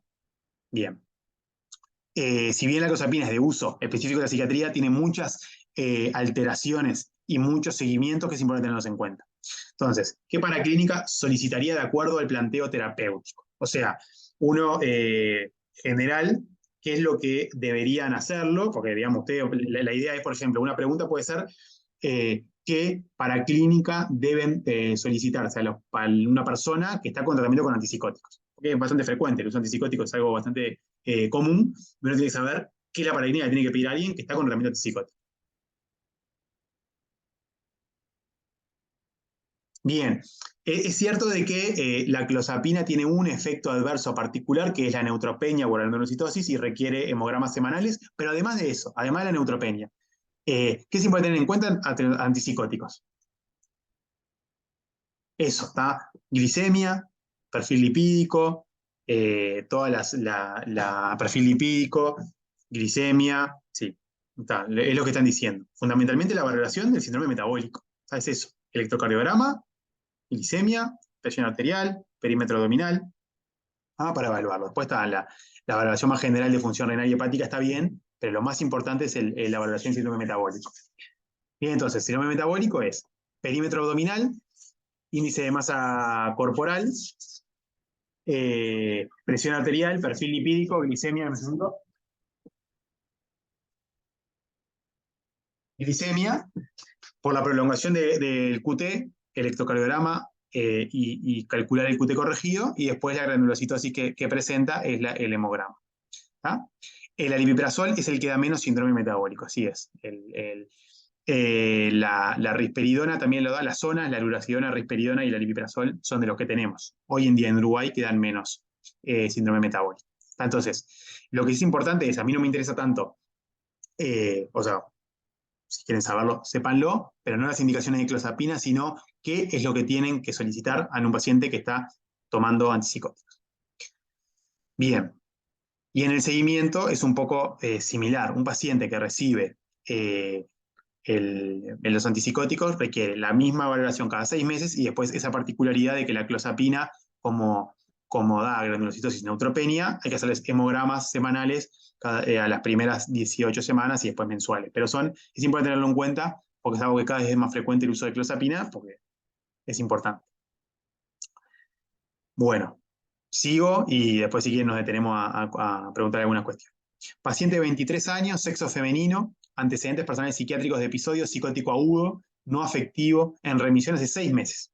O sea, antecedentes personales psiquiátricos de episodio psicótico agudo no afectivo. O sea, dentro de las posibilidades que vimos, puede haber sido un trastorno psicótico breve, un trastorno esquizofreniforme, un trastorno psicótico inducido por sustancias. Si me dice que es que solo tiene eso y sin consumo de sustancias, bueno, uno podría decir o tuvo un trastorno psicótico breve o un trastorno esquizofreniforme. O sea, un episodio psicótico agudo no afectivo. En remisión de 6 meses, o sea, tuvo el episodio, duró, remitió y ahora no tiene ninguna sintomatología particular. ¿Tá? No tiene ni síntomas delirantes, no tiene alucinaciones, no tiene desorganización, no tiene síntomas negativos, nada. ¿Tá? Se fue al alta con tratamiento psicofarmacológico con risperidona. ¿Tá? Dentro de las elecciones de los tratamientos antipsicóticos, se eligió risperidona. Capaz que mujer, elección personal, etcétera, se prefirió un medicamento que tuviera poco alteración del síndrome metabólico. Consulta por secreción espontánea de leche por los pezones. ¿Bien? Esa sería como la presentación también del manejo de una complicación habitual del tratamiento con antipsicóticos, independientemente de que hagan algo específico de psiquiatría. Entonces, ¿cómo se denomina dicho síntoma? ¿Cómo se denomina esto, ¿no? 23 años, sexo femenino, episodio psicótico agudo no afectivo, está en remisión hace 6 meses, está en el periodo de tratamiento de mantenimiento, que en general es entre 1 y 2 años, y si no hay riesgo de desarrollo posterior, se suspende el tratamiento. Bueno, ¿cómo se denomina dicho síntoma? Eso, galactorrea. Bien. ¿Cuál es su etiología? Ya me lo respondieron, seguimos, es la hiperprolactinemia, o sea, el aumento elevado de prolactina. ¿Qué paraclínica solicitaría para confirmarlo? Prolactinemia, no hay mucha vuelta. En general, acá es algo importante tener en cuenta, y es que en general cuando nosotros llegamos a la galactorrea es porque pasamos muchos otros síntomas que no los vimos. La disminución del libido es lo primero, la oligomenorrea es lo segundo, y después la galactorrea es lo tercero. O sea, ya pasamos entre 30 y 100 de prolactina que no hicimos nada. ¿Vamos? Entonces, eso es algo a considerar. Lo otro a considerar es que hay que entender de que por qué se da, esto capaz que si les pido que me lo escriban es una complicación, por qué dan los antipsicóticos y por qué específicamente la risperidona da prolactinemia. Entonces, la explicación fisiopatológica es esta. La dopamina tiene diferentes vías. Hay una vía de la dopamina, que es la vía tuberoinfundibular, que es la que va hacia la adenopófisis.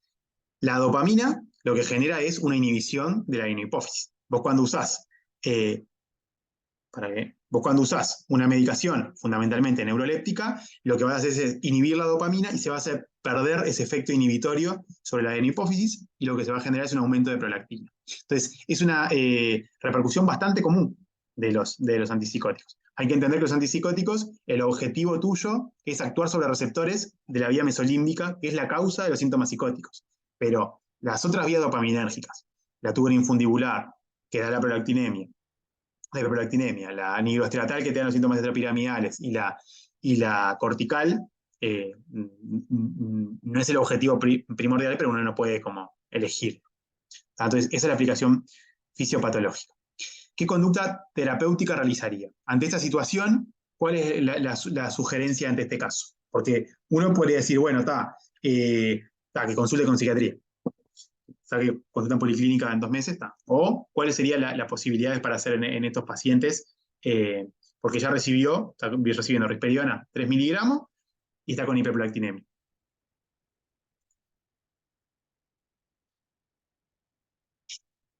Bueno, uno sería suspender el fármaco, ¿no? Entonces ahí decía, bueno, suspendo el fármaco, hay que ver, porque en realidad ahora el fármaco tiene una acción muy clara, que es el prevenir la recaída. En los primeros 6 meses la recaída del primer episodio psicótico es muy alta. Otros plantean reducir la dosis.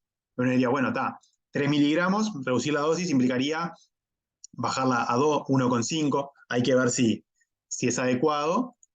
Se puede rotar a otro, eso está bien. Entonces ahí hay unos planteos que dicen, bueno, la risperidona particularmente es un antipsicótico que al atravesar menos la barrera hematoencefálica, actúa más sobre la vía tuberoinfundibular, que está por fuera de la barrera hematoencefálica. Se puede usar otro antipsicótico.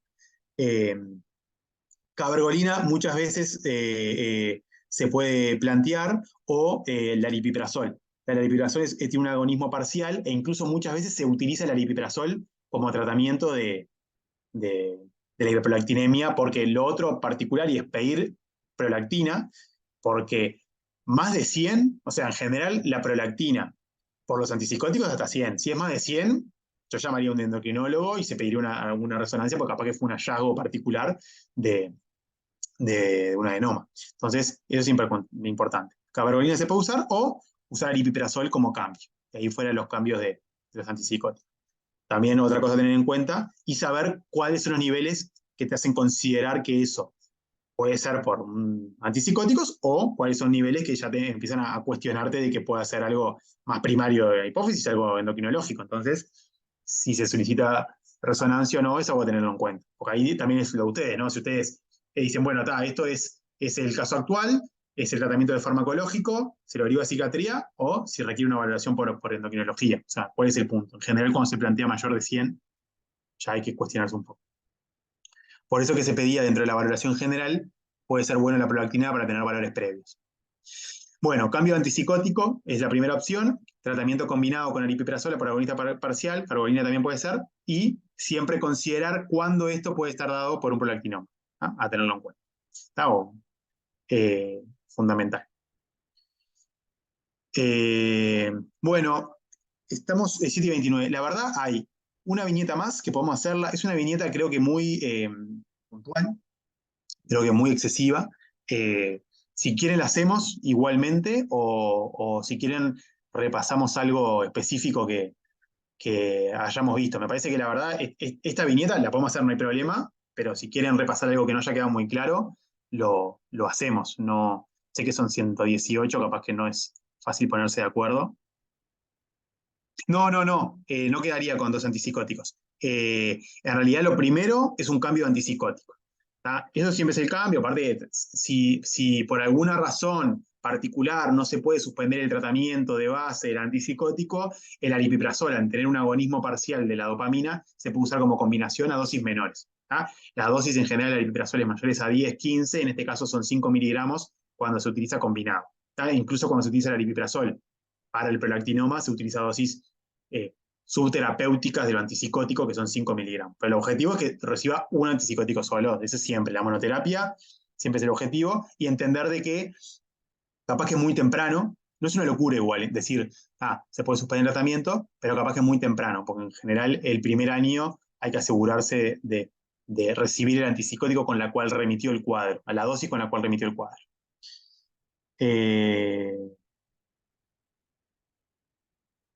Bueno, seguimos un poco más entonces.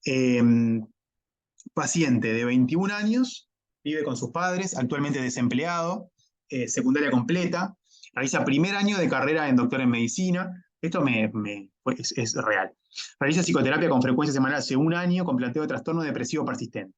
O sea, trastorno depresivo persistente es, para repasar la viñeta anterior, uno tiene el episodio depresivo que se enmarca dentro de un trastorno. Lo más frecuente es que se enmarque en un trastorno depresivo. ¿No? Entonces, formalmente los nombres es trastorno de depresión mayor, que puede ser recurrente, o sea que tiene varios episodios, pero cuando el episodio o cuando la sintomatología psicótica, cuando la sintomatología depresiva se presenta y se mantiene durante más de 2 años, ahí se denomina trastorno depresivo persistente, porque lo más frecuente es que uno tenga un episodio depresivo, remita, pueda tener otro después, remita, y ahí más o menos varía. Pero existe la posibilidad de que alguien tenga un episodio depresivo que cumple con los criterios de episodio depresivo por mucho tiempo. Y ese mucho tiempo son 2 años. Y ahí se denomina trastorno depresivo persistente, que esto es una complicación porque responde mal al tratamiento, etc. Y uno se tiene que pensar lo atípico que puede ser o secundario que. Nunca relación con en psiquiatrías. Paciente con un buen rendimiento previo académico, recibe beca por estudios en colegio privado, funcionamiento social adecuado, una pareja de 18 años, culminando la relación un año luego, sin un motivo aparente. Comienza primer año de facultad de medicina, el primer semestre le costó, pero logró salvarlo, el segundo semestre ya se deprimió y no llegó ni a dar los exámenes. Al principio le insistimos para que volviera a estudiar, pero como lo veíamos con tan pocas ganas, no pudimos lograrlo. Entonces, en realidad, empezó con cierta apatía y cierta bulia y se interpretó como sintomatología depresiva. Durante la entrevista no se observa oscilación afectiva. Eso que habíamos hablado, que lo afectivo era uno de los elementos de agudeza, no oscila. No es que se angustie, no que se irrite, no que se pase mal, es indiferente ante el relato de los eventos sucedidos en el último año. No es que, o sea, imagínense ustedes, tienen que dejar facultad porque están deprimidos, me imagino que si los veo, están angustiados. Él no se angustia, sino oscilación afectiva. No manifiesta tristeza, o sea, no tiene una experiencia particular de estar triste. O sea, con respecto al deterioro de los vínculos sociales, no sé, por la novia, etc. Mayoritariamente responde con monosílabos, o sea, tiende a responder sí y no, sin un discurso espontáneo. Recuerden que uno de los síntomas negativos era la logia, que era esa tendencia a que el pensamiento está mucho más deteriorado que menos, digamos. Entonces uno tiende a hablar menos espontáneamente y con menos desarrollo. a profundizar sobre la razón de la separación con su pareja o la disminución del vínculo con sus amigos, porque en realidad es eso, uno puede separarse, puede separar. Eh, Menciona algo como ya no existe conexión, somos seres distintos, algo más vago. Realizan consultas en psiquiatría debido a que sus padres comienzan a notar conductas extrañas, comienza a coleccionar esqueletos de pájaros que guarda debajo de su cama y pinta de negro el espejo del baño. ¿Ah? Esto como general. Entonces, el paciente tiene, a los 18 años empieza facultad, a los 6 meses empieza a haber un cambio en el pragmatismo de él, el pragmatismo es como la conducta más general, en cuanto a las amistades, etc., y se empieza a alejar a cierta socialidad y se lo ve así. ¿Ah? Entonces, lo primero a preguntar acá, capaz que repasando un poco, es, antes de hacer la agrupación sindromática, porque este paciente, así como lo ven, ¿no? Porque uno diría eso. Porque, por ejemplo, capaz que los padres, porque no consultaron en emergencia, o sea, no consideraron una emergencia. ¿Este paciente tiene algún elemento de alteración aguda, de episodio agudo, de conciencia, afectivo, conductas basales o complejas?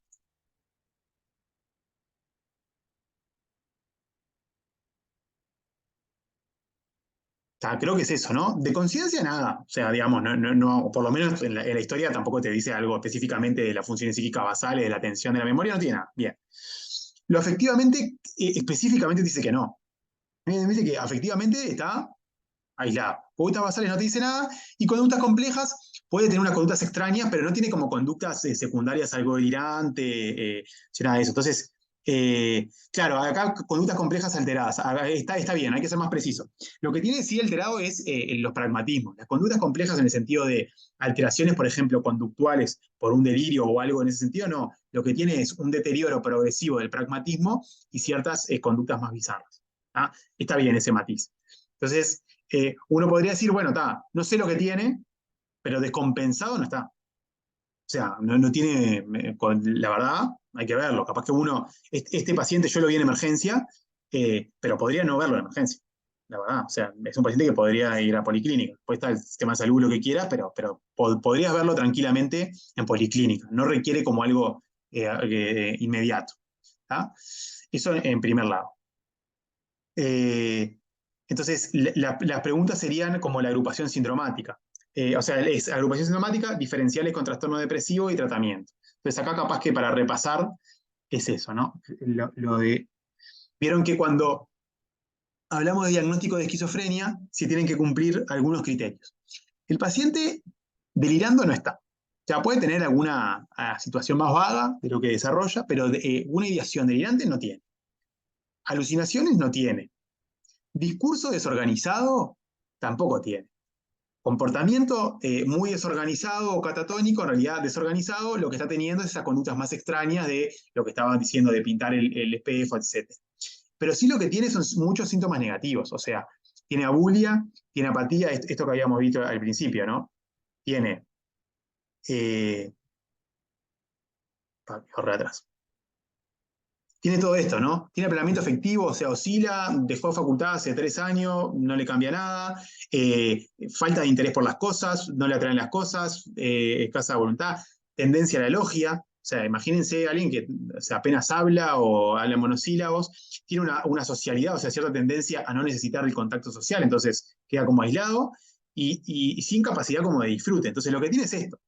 La gran diferencial de esto es, o sea, hay que cuestionarse si la sintomatología depresiva tiene otros diferenciales. Esto simplemente es para traer de que muchas veces, porque me parece que está muy centrado en episodio psicótico agudo, puedes desarrollar una esquizofrenia, pero muchas veces no se presentan así. Muchas veces se presentan con lo otro, lo que uno no observa y lo que no te muestran las películas y lo que no es fácil de diferenciar, que es esto. Entonces, entender que la esquizofrenia es muy heterogénea. Entonces, no es el tipo que delira y escucha voces y se cree Dios. Puede ser también esa cuestión mucho más apragmática, que tiene una explicación neurobiológica distinta. Incluso la hiperdopaminérgica a nivel mesolímbico acá no está. Acá es una cuestión mucho más prefrontal, no más cortical, pero es independientemente de eso. Entonces, en general, lo importante de tener en cuenta en esto son 3 cosas. 1, qué manifestaciones distintas. 2, lo importante de tener en cuenta cada vez más los médicos generales, cada vez más otras especialidades van a ver estos pacientes y hay que entender qué pacientes hay que derivar. Es un paciente que está en un episodio depresivo hace 2 años, es atípico, hay que derivarlo. Ese paciente hay que derivarlo. Si tiene un episodio depresivo, trátenlo, no pasa nada. No creo que requiera una valoración por psiquiatría. Sí requiere una valoración si pasa algo. ¿Qué pasa? Bueno, no responde al tratamiento. Hace 2 años no responde al tratamiento. Es raro. O sea, los episodios depresivos, por más que te digan la respuesta, el tratamiento farmacológico base, la gente responde. Si no responde, o está más relacionado a la personalidad, o puede ser un trastorno bipolar, puede ser algo diferencial. Entonces, esos son los motivos de llevar a la consulta. Dos, entender que los síntomas, los antipsicóticos, eh, actúan mucho sobre los síntomas positivos. ¿Ah? O sea, cuando uno hablaba de los diagnósticos de la esquizofrenia, actúan sobre acá, sobre los síntomas de la dimensión psicótica y la desorganización. Eso profundamente. O sea, cuando se iniciaron el primer antipsicótico fue en 1952. O sea, fue un cambio radical. La institucionalización, o sea, cambió profundamente las evoluciones de los pacientes con esquizofrenia. Pero nos empezamos a ver otras cosas. Todo eso que era tan llamativo y se empezó a ver esto, los síntomas negativos que no responden a tratamiento antipsicótico. Solamente un medicamento evidenció cierta respuesta, que es la clozapina, pero entonces la discusión es que este paciente uno podría decir, el empieza antipsicóticos, no, pero hay que saber que responde muy poco. Entonces, en general, los tratamientos que tenemos nosotros son para esto, para los síntomas positivos, para los síntomas de desorganización, para la ideación delirante, para lo más clásico, para esta sintomatología que es cada vez la más notoria. Lo mismo que pasa con las patologías neurológicas, con fundamentalmente el Parkinson y la epilepsia, que se dan cuenta que lo que se centró mucho en lo motor, por ejemplo, se dan cuenta de las manifestaciones neuropsiquiátricas que tenían tan claras, lo mismo nos pasa ahora. Todo lo que teníamos nosotros, capaz que más notorio de los síntomas positivos, nos estamos dando cuenta de todas las manifestaciones que tenían más cognitivas y negativas, que también son parte de la enfermedad y a veces afectan mucho más. Entonces, eso sería como un poco la idea de plantear un diferencial de un paciente, plantear un caso de que no está descompensado, o sea, formalmente no está descompensado, no es que está cursando un episodio de compensación, pero sí tiene síntomas y la posibilidad de desarrollo de esquizofrenia como diferencial de sintomatología negativa. Bueno, eso como general, creo que en las 3 preguntas no quiero desarrollar mucho más porque era eso como el mensaje general. Esto después queda grabado, estoy seguro que sí. Eh, pero bueno, no sé si hay alguna puntualización o algo con respecto a esto, para que voy a...